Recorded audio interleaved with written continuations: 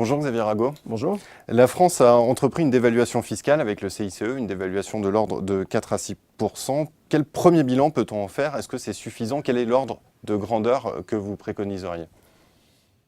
La bonne question, c'est effectivement la question de l'ordre de grandeur. Qu'est-ce qui se passe sur l'évolution des salaires français, mais plus particulièrement l'évolution des salaires allemands? Car nos amis allemands sont les principaux concurrents commerciaux des entreprises françaises sur les marchés internationaux. Ce qui s'est passé, c'est que depuis 15 ans, la modération salariale allemande a fait de sorte que les salaires allemands sont restés stables depuis à peu près la réunification, pour aller vite. Donc la gestion de la réunification sans solidarité européenne, la difficulté de l'Allemagne de l'Ouest d'absorber l'Allemagne de l'Est a entraîné cette modération salariale qui fait que oui, aujourd'hui, les salaires allemands sont de l'ordre de 20% inférieurs à ce qu'ils auraient dû être si jamais la dynamique européenne avait continué. Pour ce qui est du CICE, maintenant, le CICE c'est 4 à 6%. Donc vous voyez que l'ordre de grandeur est de l'ordre de 1/5 à 1/3 de l'effort. Donc oui, il y a un autre effort européen à faire, indubitablement, pas que de la France peut-être, nous y reviendrons, et que cet effort-là doit être favoriser les secteurs exportateurs, sans oublier, car c'est souvent une vision un peu simpliste qu'on a, que ces secteurs exportateurs, au premier rang desquels l'industrie, qui représente 80% de nos exportations, sont très intensifs en secteur qu'on dirait abrité du commerce international. Transport, commerce, services aux entreprises non délocalisables, des choses comme ça. Donc c'est l'entièreté de cet écosystème productif qu'il faut penser quand on parle du CICE. Xavier Rago, d'autres pays européens ont entrepris des dévaluations fiscales, voire même salariales. Est-ce que les gains qui ont été réalisés grâce au CICE en France n'ont pas été annulés par les dévaluations qui ont eu lieu ailleurs?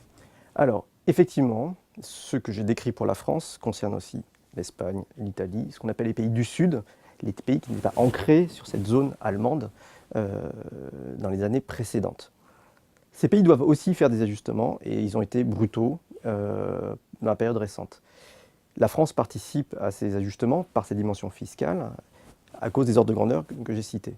La question qu'il faut se poser, c'est que si jamais la France n'avait pas fait le CICE, les autres pays auraient mené la même politique. Donc le CICE mangé par les autres, l'effort des autres pays, c'est pas, je pense, la bonne qualification. C'est que l'effet a été réduit du fait de la politique des autres pays, mais si on n'avait pas fait le CICE aujourd'hui, la situation serait bien pire en France. C'est ce qu'on appelle la question du contrefactuel. Qu'est-ce qui se serait passé si on n'avait pas mené cette politique? Et ce que je vous dis là, c'est que le contrefactuel serait bien pire. Si la dévaluation fiscale n'est pas suffisante, est-ce qu'il faudra nécessairement passer par la dévaluation salariale? Est-ce que la France échappera à une baisse des salaires? C'est une bonne question et je pense que la bonne réponse, c'est vraiment de se poser la question au niveau européen. Ce qu'il nous faut, c'est un ajustement européen du fait de cette divergence non pensée, parce qu'on pensait que la monnaie unique et le marché commun allaient faire converger toutes nos économies, ça n'a pas été le cas. Et ce qu'il faut, c'est autant que l'Allemagne croisse durablement par rapport aux autres pays, encore une fois, le point aberrant, c'est l'Allemagne, que la France, seule dans son coin, baisse ses salaires et ses prix. Quelquefois, on est trop centré sur la France sans regarder les autres pays. Ce qu'il faut maintenant, c'est une coordination politique, une réflexion sur la reconvergence européenne et faire de sorte que durablement, les salaires allemands augmentent plus que l'ensemble des salaires européens. On n'est pas obligé de passer par une dévaluation salariale. Xavier Rago, dernière question. À l'heure où le ralentissement de l'inflation inquiète, où sont les marges de manœuvre? Les marges de manœuvre sont dans la politique de la Banque centrale pour au moins qu'elle respecte son mandat, qu'elle fasse tout au moins pour respecter son mandat, qui est les 2% d'inflation.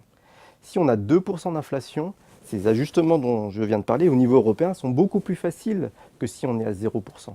Si on est à 0% d'inflation en moyenne et que certains pays doivent avoir une évolution à la baisse par rapport à d'autres, ça veut dire que forcément certains pays seront en déflation. Et c'est dangereux la déflation. C'est dangereux parce que ça s'ajuste mal les économies quand tous les prix baissent.